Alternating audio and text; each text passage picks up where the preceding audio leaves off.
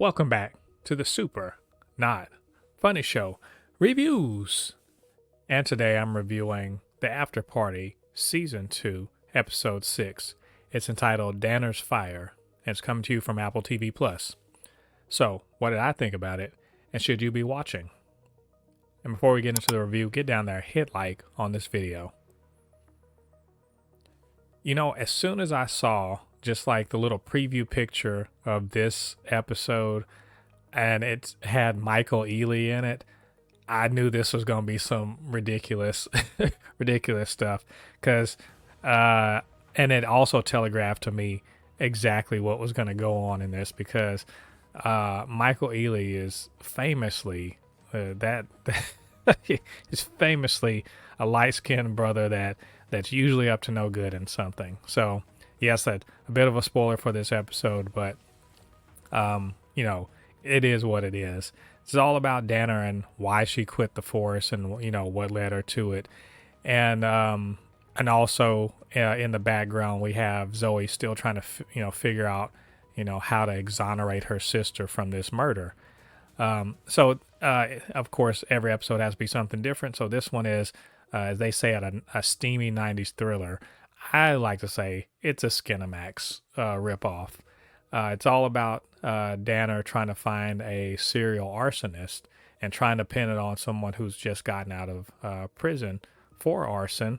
And played by Paul Shear, a guy named Leonard, and but he's seeing a psychiatrist and whose name is Quentin, played by Michael Ealy, who assures her that he's replaced that with karaoke, and he couldn't have been the guy that did it or whatever, but somehow these things still connect them. And unfortunately for Anik, he gets a blow by blow sex scene recount for what went on between Danner and this Dr. Quentin. And it's to be fair, it's really quite ridiculous and unsexy. Like, it's an unsexy sexy. There's actually particularly a sex scene that had no sex but a whole lot of condiments and food from out of the refrigerator, and it's absolutely ridiculous. Like, it's like they went out of their way to say nothing about this is going to be sexy. But I love that, I'll give Michael Ealy this. He's really good in this. But he's also good because he's playing a character in a bad movie. And so he's appropriately, ridiculously like husky voiced and just doing all of the stereotypical, showing off his body and making moves on the detective and all that good stuff. It's appropriately cheesy, and he carries the material well. Tiffany Haddish similarly, plays with this material very well. She's supposed to be the femme fatale, I guess you could say, and she just like it cheeses it up, and it's very, very silly. And I was with Anika, I was like, I don't need to hear any of this, and yet somehow that's the majority of it. Now, I will say, Michael Ealy, his character Quentin's villainy was pretty well telegraphed, and I don't think anyone would have not guessed that that's what was going on. So it really was just about them playing around with the trope, with the whole Skinemax, police thriller that they were trying to play at. And to that end, as funny as it could be at times, I didn't actually care that much for it. Like, there's a joke there, and it's told way too many times. Basically Danner over explaining how much she liked having sex with this guy, and her whole point was supposed to be, don't get too close to this or else you'll get burned. And I'm like, well, you made your point, but as I said, did you have to go into so much detail about the silly stuff? It was cool to see Culp again, like her partner who came to her rescue. That was cool and everything. It's just there just wasn't enough in that joke. It's kind of like the Wes Anderson episode. I get it. The joke's funny, but after a little while, it just wears thin.